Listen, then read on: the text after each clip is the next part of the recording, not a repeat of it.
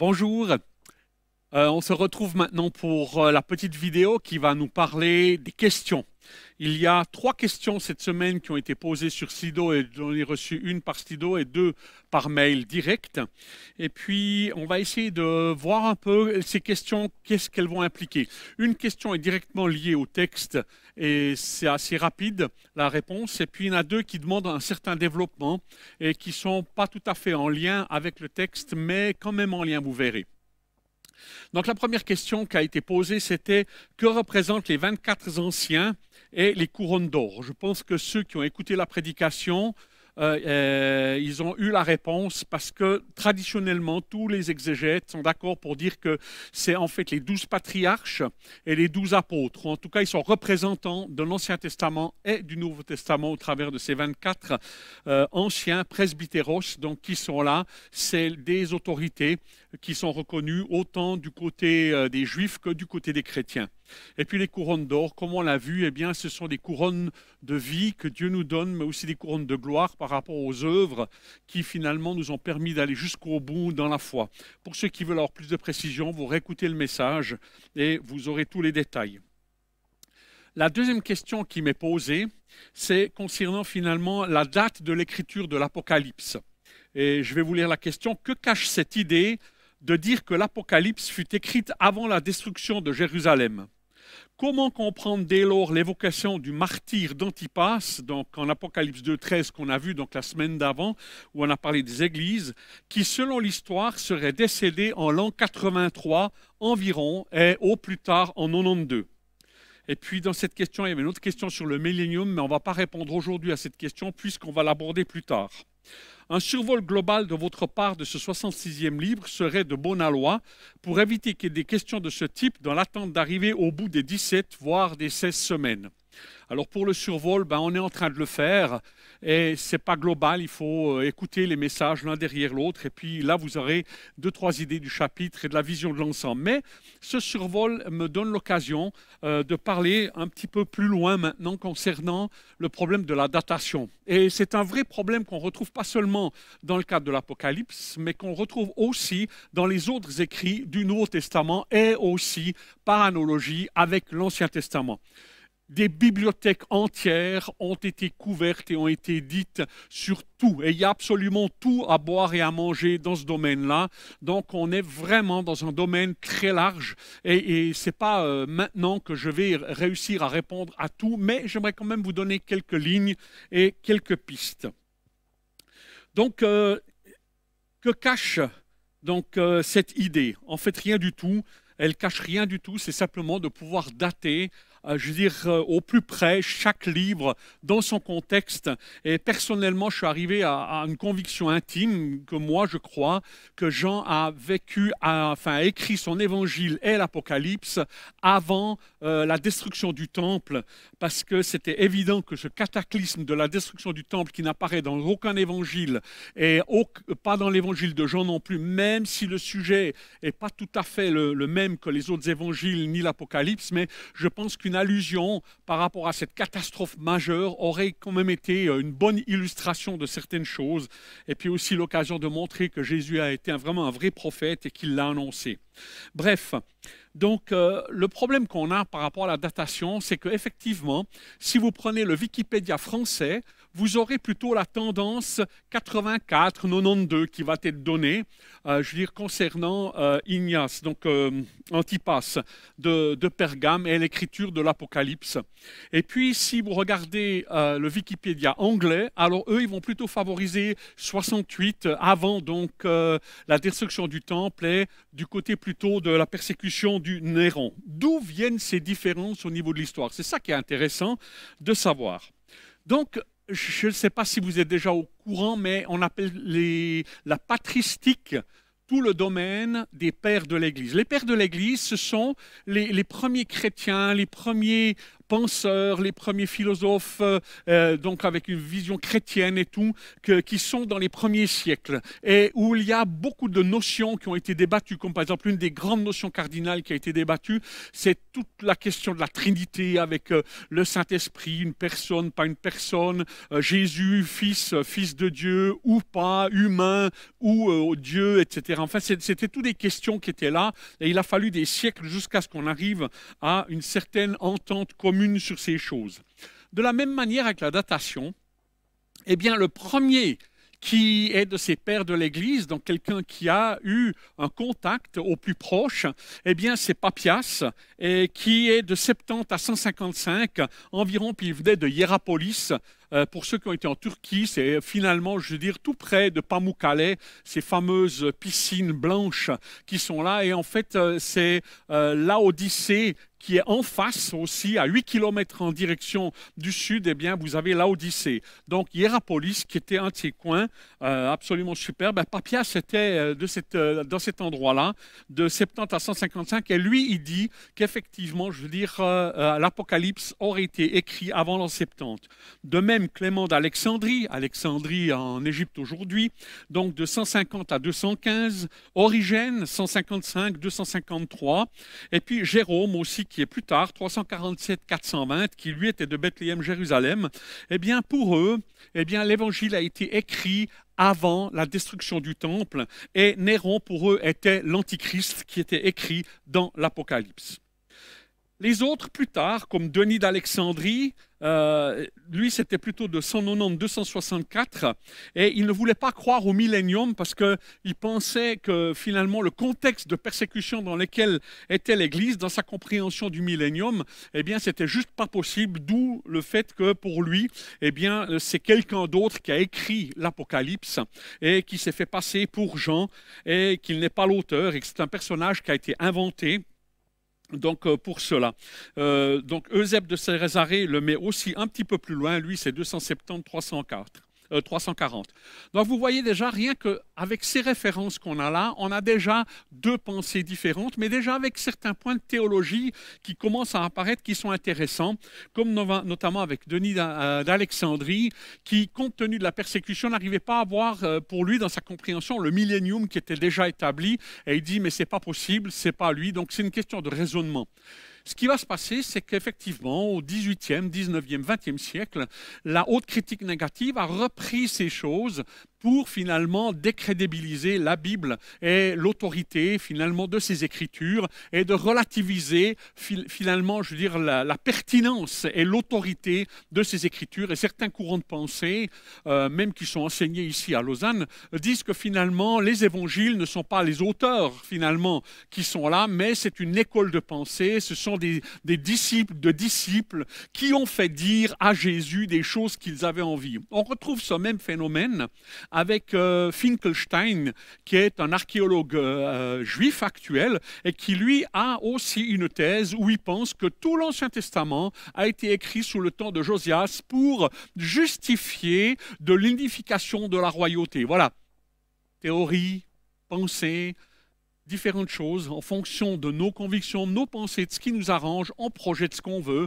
et on arrive là. Personnellement, je pense que Papias et Clément d'Alexandrie sont suffisamment proches pour prendre finalement, pour moi, ils ont autorité par rapport aux autres qui viendront un petit peu plus tard.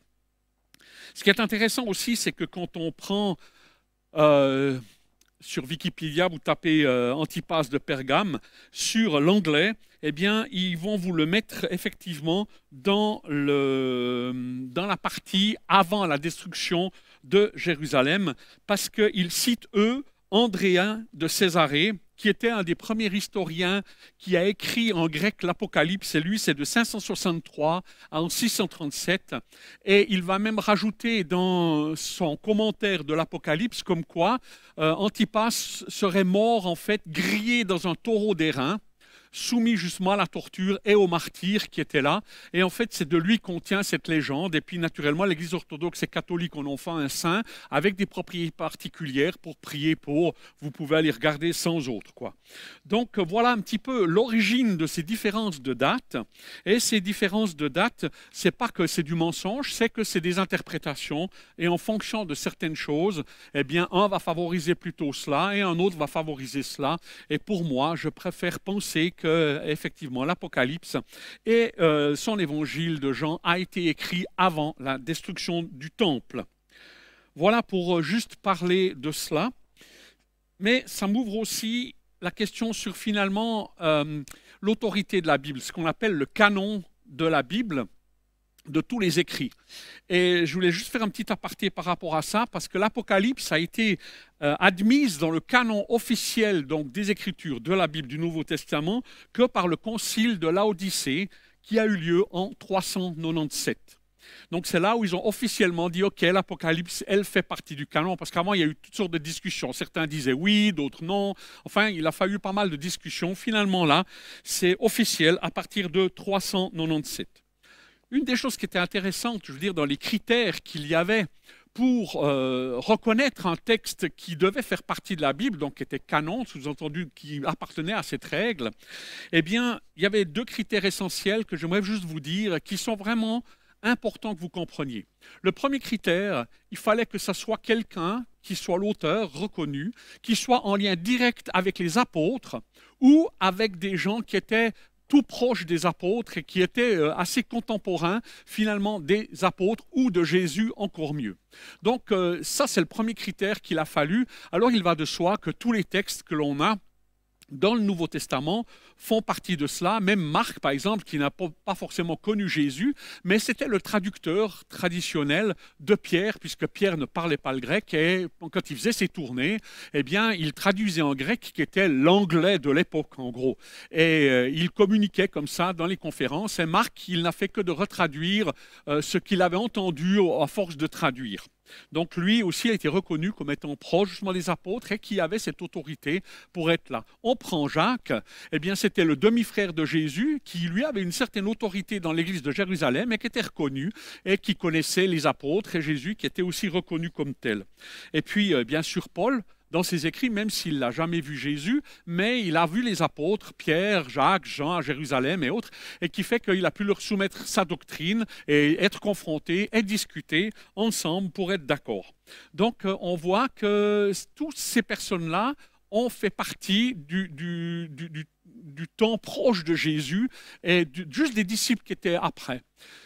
C'est important de savoir que ce critère-là était une des clés pour comprendre ce que je vais vous dire ensuite. Le deuxième critère, c'est qu'il fallait que les textes qui étaient là, comme l'évangile de Jean, comme les épîtres de Paul et autres, elles devaient non pas seulement se retrouver que dans les églises qui étaient concernés, comme par exemple en Asie, où c'est la Turquie actuelle, mais il fallait aussi que ce soit en Égypte, parce qu'il y a une grande tradition religieuse chrétienne qui était en Égypte, qui était bien implantée, mais aussi du côté de la Syrie et même de la Babylonie et de Rome, donc vraiment dans les quatre coins de l'Europe. Et il fallait que les écrits soient reconnus dans toutes ces églises, et c'est ce qui était aussi valable, je veux dire, pour tous les critères, pour tous les textes que nous avons du Nouveau Testament. Donc ces deux critères sont essentiels. Maintenant, le gros problème qu'on a, c'est qu'il y a eu beaucoup d'écrits qui ont été faits, je veux dire, ce qu'on appelle les apocryphes, qui ont été écrits après la mort des apôtres et au 2e, 3e, 4e, 5e, 6e siècle. Et tous ces apocryphes ont amené toutes sortes d'incompréhensions parce qu'il y avait une grande confusion, je veux dire, par rapport à des problèmes de secte, de gnose et d'autres qui finalement ont influencé. Et puis on voit que, par exemple, il y avait l'Apocalypse de Pierre, les Actes de Thomas, l'évangile de Thomas, Pilate, Jacques, il y avait aussi le pseudo-Jacques, et chacun de ces textes amène à sa manière des informations sur la jeunesse de Jésus, sur Marie et autres. Et finalement, Ces écrits ont influencé l'Église catholique et orthodoxe dans leur vision de Marie et les musulmans pour ce qui concerne le fait que Jésus n'est pas le Fils de Dieu. Vous trouvez ça dans le pseudo-Jacques parce qu'on était en plein conflit dans la péninsule arabique à cette époque-là sur le problème de la Trinité. Est-ce que Jésus il est Dieu? Est-ce que Jésus il n'est pas Dieu? Est-ce qu'il est homme est Dieu? Etc. Et le pseudo-Jacques eh bien, tranche très clairement, je veux dire, pour dire que Jésus n'est qu'un homme et puis que c'est un prophète et Mahomet a été influencé par cela. Donc, ces écrits, qu'on appelle justement des apocryphes, ont une influence et eu des conséquences. Donc, nous devons faire attention et vérifier nos sources parce que beaucoup de gens qui sont dans le New Age ou dans certains traits de catholicisme et autres vont s'appuyer sur les apocryphes et des films connus comme Da Vinci Code se basent sur ces apocryphes pour balancer leurs théories. Et comme c'est suffisamment vieux et que les gens ne connaissent pas, eh bien, tout le monde pense que voilà, l'Église catholique cache la vérité, ceci et cela. On est vraiment en pleine dans la théorie du complot. Alors ne nous laissons pas faire, soyons intelligents, mettons le nez dedans et regardons les choses avec un petit peu de recul. C'est ce que j'essaye de faire. Et la troisième question qui est là et qui nous pose une question sur ce que Jean parle de vision, puis finalement, est-ce que nous aussi, on a des visions et des prophéties? Voilà la question. Il parle de Apocalypse 4.1. Après cela, j'eus une autre vision et où je vis, où je regardais. Donc il se base sur ce texte de Apocalypse 4, qui est le début du chapitre 4 de cette finalement vision que Jean a eue. On parle également de vision, de songes, de pensées, d'images, etc. de nos jours. Cela est très bien lorsque venant d'une inspiration de Dieu, mais force est de constater que le tri est difficile à faire entre ce qui vient de Dieu ou ce qui est le fruit de l'imaginaire ou simplement du sentimentalisme. Ce n'est que par la suite, lorsqu'une chose est arrivée, qu'on peut affirmer d'une façon péremptoire qu'il s'agissait d'une vision de la part de Dieu. Donc, comment faire la part des choses? Comment protéger les gens des fausses visions et des fausses paroles? Alors là, je ne sais pas si j'arriverai à résumer ça en 5 minutes, mais je veux dire, franchement, c'est une question qui est difficile. Non pas qu'elle est difficile théologiquement, mais nous sommes en but avec notre incarnation et les limites de qui nous sommes. Et pour cela, il faut qu'on aborde cette question avec beaucoup d'humilité et de sagesse. J'ai prophétisé, j'ai dit des choses, je me suis trompé, j'ai dit des choses, ça a marché, c'était juste. On m'a fait des prophéties, c'était faux. Et on m'a fait des prophéties, c'était juste. Où et comment trier tout cela? Mes amis, ce n'est pas si simple. On ne peut pas dire blanc, blanc, noir, noir. Il y a des choses, c'est évident. Puis il y a des choses où on voit que même le diable, il essaye de se déguiser en ange de lumière afin finalement de nous séduire et de nous amener à nous éloigner. Et on voit que ces tendances-là étaient déjà dans l'Église et Paul a dû lutter là contre, ainsi que d'autres aussi. Donc, cette question, elle est cruciale et en même temps, il y a quand même quelques clés que Dieu nous donne. Il y a 4 origines probables, je veux dire, de la prophétie.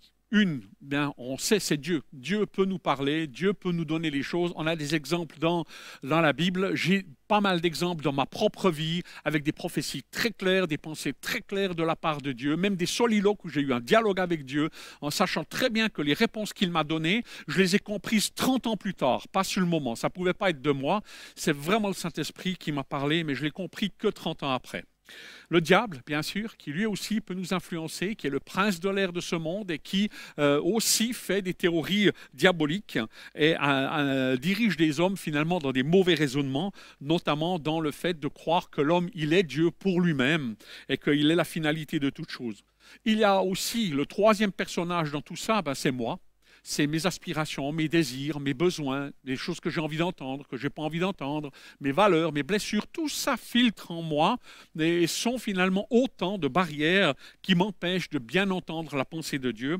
Et puis aussi, un quatrième facteur, c'est tous les autres qui sont là, c'est-à-dire que comment est-ce qu'eux, ils vont m'influencer, comment est-ce que les autres vont me dire les choses, parce que très souvent, Dieu utilise des serviteurs et des servantes pour nous parler, pour nous toucher, que ce soit des enfants, des chrétiens, des non-chrétiens. Même, je veux dire, Dieu a utilisé une ânesse avec Balaam. Alors, c'est vous dire que c'est large. Donc, d'une manière ou d'une autre, eh bien, il faut savoir discerner. Et c'est là où la Bible nous encourage à avoir un don de discernement, discerner les esprits. Dieu, le diable, moi, les autres. Et à partir de là, de savoir où est la vérité. Donc, Dieu nous demande de bien réfléchir sur quelque chose. Maintenant, ce qu'il faut savoir, c'est que bien souvent, dans nos vies chrétiennes, on a besoin de se rassurer.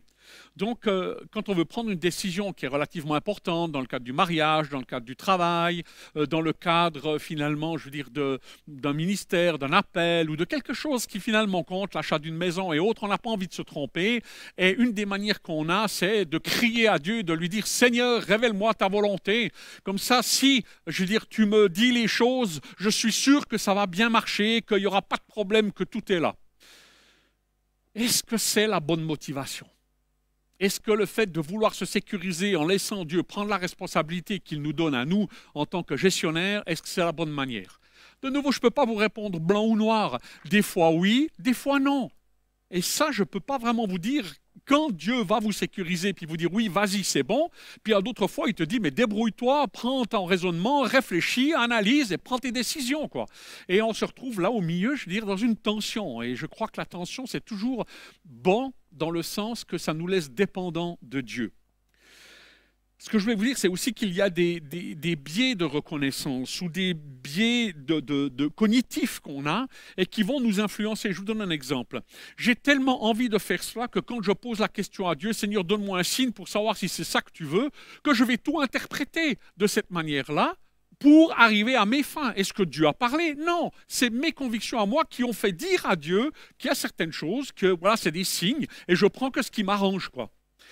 Un exemple de ce biais cognitif, c'est vous dites à quelqu'un, mais c'est incroyable le nombre de voitures rouges que je croise, je veux dire, c'est incroyable. Regarde une fois toutes les voitures rouges qu'il y a, ben, tu verras, tu seras étonné, quoi, je veux dire, c'est incroyable, il y en a beaucoup plus que tu penses.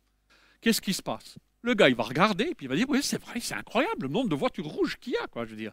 C'est ce qu'on appelle un biais cognitif, puisque d'habitude, on ne regarde jamais la couleur des voitures. Donc, quand tout d'un coup, on commence à discriminer les couleurs, ben bien sûr qu'on va les remarquer. Et c'est à ce moment-là, on aura vraiment une impression de vérité, de quelque chose qui est là et qui va nous guider dans quelque chose qui n'est finalement qu'une déduction, quoi. Quelque chose qui nous convient à nous et qu'on interprète. Et ça arrive aussi et on doit faire attention. Très souvent, Dieu nous parle par nos sens. Alors Dieu peut parler par nos 5 sens, soit que par l'émotion. Dans les émotions, on sent un souffle, on sent la peau qui s'hérisse. Je veux dire, tout d'un coup, on a une pensée, on a une image, on a un son, on a des voix. Moi, j'ai entendu des gens où Jésus leur a parlé, vraiment avec le ton de la voix, je veux dire. J'ai d'autres gens, ils ont vu Jésus, je les ai vus. Moi, j'ai écouté, j'ai discuté avec ces gens-là. Et je sais que c'est vrai. Moi, j'ai jamais entendu la voix de Dieu. J'ai jamais vu Dieu.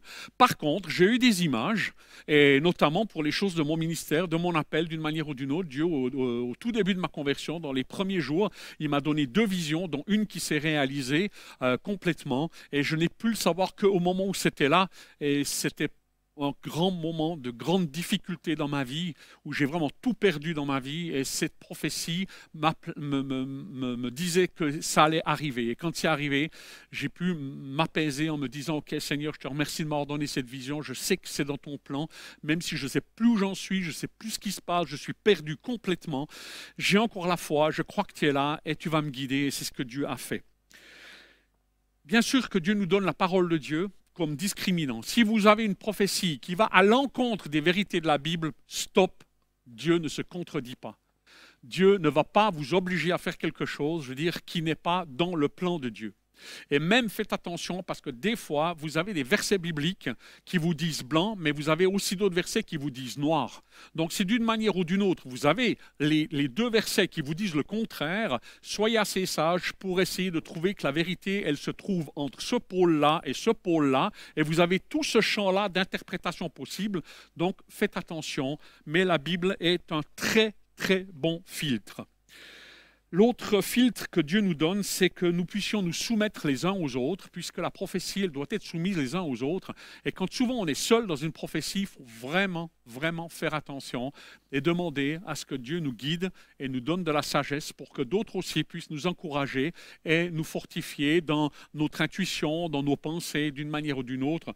Donc soyons sages et ne nous laissons pas simplement guider par les signes. Jonas, je veux dire, quand il est parti, que Dieu lui a dit, mais va à Ninive, lui, il a dit non, non, moi je vais partir à l'autre sens parce que je ne veux pas que cette ville-là se repente, parce que je sais ce qui va arriver plus tard.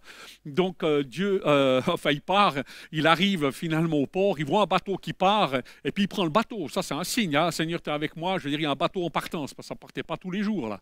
Et donc, finalement, on peut prendre n'importe quel signe comme ça, je veux dire, qui nous dirige, mais ce n'est pas forcément juste, ce n'est pas forcément le plan. Il nous faut cette sagesse et découvrir qui est Dieu. Mais cette soumission les uns aux autres, je pense qu'elle est importante et que d'autres aussi puissent m'encourager ou me soutenir dans des grandes décisions. Il y a un sujet qui est difficile, c'est quand vous avez des personnes qui disent « Dieu m'a dit que ». Les personnes qui disent « Dieu m'a dit que », j'en ai fait partie, je veux dire, c'est compliqué. Parce que si Dieu a dit, vous voulez remettre ça comment en question? Vous n'avez absolument aucun moyen de remettre en question puisque c'est Dieu lui-même qui dit. Gros problème, c'est que bien souvent, ces gens-là, ils ont confondu leur propre désir, leur propre vision, leur propre interprétation avec le plan et la volonté de Dieu. Ça m'est arrivé. Je me suis trompé plusieurs fois. J'avais des convictions, notamment je me souviens d'une où j'avais une conviction, mais qu'elle était telle, j'étais prêt à mourir pour cette conviction. Et ça ne s'est pas arrivé. Et je suis mort. Parce que je n'ai pas compris. Parce que j'avais fait tout un raisonnement, toute une construction, quelque chose qui était en moi que j'avais envie de croire. Et j'ai tellement vécu ça avec intensité que j'étais sûr que j'avais un don de foi. Mais ce n'était pas un don de foi. Je me suis totalement perdu. Il m'a fallu 3 ans pour me remettre de cela. Et de comprendre que finalement, on peut des fois confondre la pensée de Dieu avec notre désir. Et là, il faut beaucoup d'humilité. Et aujourd'hui, je ne dis plus que Dieu m'a dit que, dans le sens où je ferme la porte à la critique ou à la remise en question. Mes amis, une chose est sûre, c'est que si Dieu veut que tu fasses cela et que Dieu t'appelle à faire cela, eh bien, il va le faire, il va l'accomplir. Il va le faire au travers de toi. Mais tu n'as pas besoin, je veux dire, de t'appuyer sur cela. Je veux dire, sois humble, vis dans l'appel de Dieu, dans ce que Dieu te donne et va dans ce chemin-là et tu verras, même si tu as des difficultés, Dieu te permettra de les traverser. Sache une chose toutefois, c'est que chaque fois que tu as le plan de Dieu qui est clair dans ta vie, ça veut dire qu'il y a du combat, qu'il y aura de la difficulté et que Dieu, par la prophétie, il t'avise et il t'avertit, il te dit « Attention mon gars, ça va être difficile pour toi ». Et c'est ce qui est arrivé, parce que j'entends que j'ai perdu mon ministère pastoral, eh bien Dieu m'avait donné le ministère pastoral par prophétie, on était 4000, et il y a un gars qui ne me connaît ni d'Ève ni d'Adam qui m'a fait soulever des 4000, il m'a dit voilà Pierre-Alain, tu es un hyperactif, voilà ce qui te caractérise, voilà mais c'est moi qui t'ai appelé à être pasteur, et il ne savait pas que lui il ne pouvait pas savoir, c'était un Américain, que moi j'étais déjà engagé pour être pasteur à Martinique, j'avais déjà reçu mon appel pour aller là-bas, et que finalement, je veux dire, il venait que confirmer ces choses-là, mais ça m'a fait du bien, je veux dire, sur le moment. Je me dis, c'est chouette, Seigneur, je suis content, je suis dans ta vision, je suis dans ton plan, tout va bien aller, ça va être extraordinaire et ça va être merveilleux dans tous les domaines, quoi. Mais ce qui m'a touché, c'est pas ça. Ce qui m'a touché après, c'est que le gars, il prophétise un peu plus loin, puis après, tout d'un coup, il revient vers moi, puis il dit, ah ouais, en passant comme ça, Pierre-Alain, ce que j'aimerais te dire, c'est que Dieu va exaucer ta prière, celle que tu fais personnelle pour toi. Je veux dire, Dieu, il va l'exaucer. Et puis, tu entendras, bon et fidèle serviteur, rentre dans la joie de ton maître. Ça, il ne pouvait pas le savoir. Parce que ça faisait des mois que je cassais les pieds tous les jours à Dieu. J'ai dit, mais Seigneur, j'aimerais qu'à la fin de ma vie, je puisse rentrer dans ta présence et entendre ta voix me dire, viens, bon et fidèle serviteur, rentre dans la joie de ton maître. Et depuis ce moment-là, je ne le prie plus, parce que Dieu m'a entendu et Dieu m'a touché. Mais quand Dieu m'a prophétisé que j'allais devenir pasteur, eh bien j'ai perdu mon ministère pastoral pendant quelques années. Et ça a été pour moi un drame terrible parce que j'ai dû faire le deuil de mon ministère et de mon appel et je l'ai fait. Et si aujourd'hui je suis ici, c'est uniquement par la grâce de Dieu et parce que Jean-François un jour, il m'a dit, est-ce que tu es vraiment mort à ton ministère? Est-ce que tu veux pas ressusciter? J'ai dit, moi je veux pas ressusciter, mais si Dieu me ressuscite, je suis pas contre. Et si je suis là aujourd'hui, c'est parce que Dieu a pris soin de moi, parce que Dieu a dirigé toutes choses et parce qu'il m'a fait rencontrer une église extraordinaire. C'est cette église ici de Réveil qui a cru en moi et qui, sans le savoir aussi, a été un facteur de guérison pour moi par rapport à des prophéties qui n'ont pas toujours été faciles et évidentes à accueillir et à recevoir. Mais Dieu est bon et il prend soin de nous et il nous dirige. Donc, soyons vigilants, restons humbles en toutes circonstances et laissons Dieu être Dieu et ne nous prenons pas pour Dieu dans l'interprétation qu'on veut faire et laissons Dieu aussi nous guider peut-être à nous remettre en question, à oser examiner est-ce que ça vient vraiment de Dieu, est-ce que c'est vraiment la pensée de Dieu. Et peut-être que comme Gédéon, Dieu va vous donner des signes, il va vous encourager, mais ça nécessite vraiment une relation particulière et que Dieu vous guide et vous aide. Je vous ai donné un petit témoignage de ma part de ce que j'ai vécu dans les choses les plus bouleversantes en matière de prophétie qui ont été dans ma vie. J'en ai encore eu d'autres avec la naissance de mon fils. Mais aujourd'hui, moi-même aussi, des fois, je réfléchis à deux fois maintenant et j'ai plus de recul et de temps. Alors voilà, je n'ai pas une réponse complète, mais Dieu nous aide. Et l'une des idées, c'est de quand même pouvoir nous soumettre les uns aux autres et de rester humble dans cette révélation que Dieu veut nous donner et nous guider. Que Dieu vous bénisse, que Dieu vous aide à avoir le discernement dans tout cela. Et que Dieu puisse vous accompagner dans la révélation. Et je me réjouis de pouvoir continuer avec vous, eh bien, je veux dire, de traiter les chapitres de l'Apocalypse et d'avoir d'autres questions encore. Et si vous avez encore d'autres questions, vous pouvez toujours m'écrire un mail ou me poser des questions au téléphone ou par Slido. Et puis, on les reprendra une prochaine fois ou en direct avec vous. Merci beaucoup de m'avoir suivi. Que Dieu vous bénisse, que Dieu vous garde et qu'il vous guide surtout en toutes choses dans votre vie. Amen.